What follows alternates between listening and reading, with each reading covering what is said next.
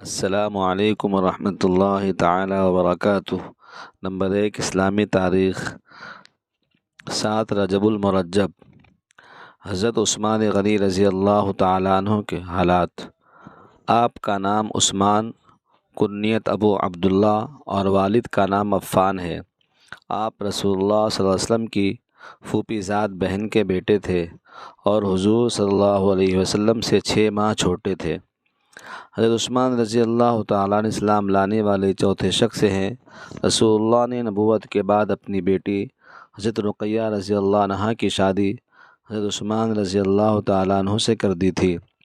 جب حضرت رقیہ رضی اللہ تعالیٰ عنہا کا انتقال ہو گیا تو حضور نے اپنی دوسری بیٹی حضرت ام کلثوم رضی اللہ تعالیٰ عنہا کی شادی ان سے کر دی۔ اسی لیے حضرت عثمان غنی رضی اللہ عنہ کو ذو النورین کہا جاتا ہے۔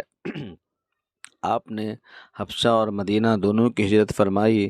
جس طرح آپ صحابہ کرام میں بہت مالدار تھے، اسی طرح سب سے زیادہ سخی اور خدا کے راستے میں زیادہ خرچ کرنے والے بھی تھے۔ حضرت عمر رضی اللہ تعالیٰ عنہ کے انتقال کے بعد یکم محرم الحرام سن 24 ہجری کو صحابہ کرام نے آپس میں مشورہ کر کے حضرت عثمان غنی رضی اللہ عنہ کو خلیفہ منتخب کر لیا۔ اسی طرح آپ رضی اللہ تعالیٰ عنہ مسلمانوں کے تیسرے خلیفہ بنے۔ نمبر 2، اللہ کی قدرت۔ اونچے اونچے پہاڑ کس نے بنائے؟ اللہ تعالیٰ نے زمین کو پانی پر بچھایا، پھر اس پر بڑے بڑے پہاڑ ایسی حکمت سے گاڑے کہ اس کا جتنا حصہ زمین کے اوپر ہے اس سے کہیں زیادہ زمین کے نیچے ہے۔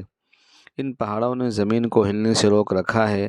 اگر یہ پہاڑ نہ ہوتے تو زمین پر اتنے زلزلے آتے کہ زمین کا سارا نظام درہم برہم ہو جاتا۔ لیکن یہ اللہ تعالیٰ کی ہی ذات ہے جس نے زمین کو پہاڑوں کی کیلوں سے باندھ رکھا ہے۔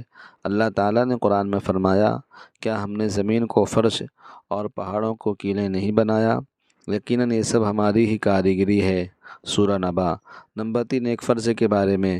ایک آدمی نے آپ سے عرض کیا، اللہ کے رسول، اسلام میں اللہ کے نزدیک سب سے زیادہ پسندیدہ عمل کیا ہے؟ آپ نے فرمایا، نماز کو اس کے وقت پر ادا کرنا، اور جو شخص نماز کو جان بوجھ کر چھوڑ دے اس کا کوئی دین نہیں ہے، اور نماز دین کا ستون ہے۔ شعب الایمان۔ نمبر 4، ایک فرض ایک سنت کے بارے میں۔ ہر نماز کے لیے تازہ وضو کرنا۔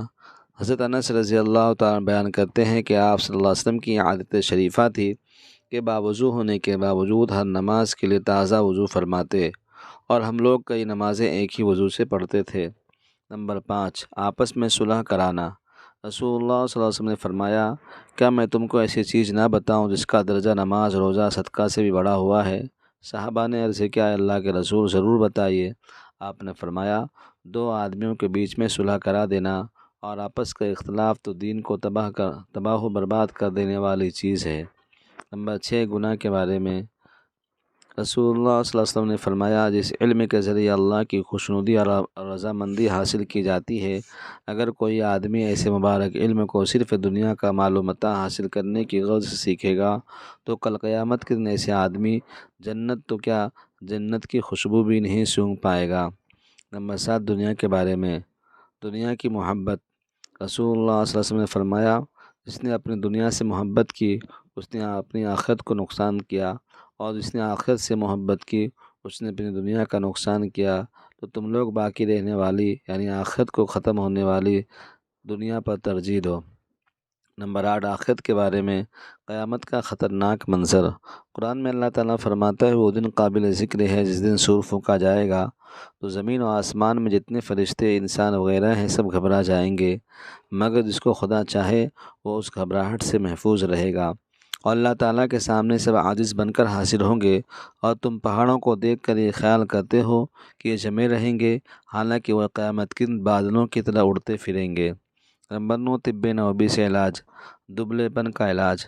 حضرت عائشہ رضی اللہ تعالیٰ فرماتی ہیں کہ جب میری والدہ نے مجھے رسول اللہ صلی اللہ علیہ وسلم کے پاس رخصت کرنے کا ارادہ کیا تو میرے دبلے پن کا علاج کرنے لگی، مگر کوئی علاج کارگر نہ ہوا تو پھر میں نے بھیگے ہوئے کھجوروں کے ساتھ ککڑی کھانا شروع کیا تو میں معتدل جسم والی ہو گئی، یعنی دبلا پن دور ہو گیا۔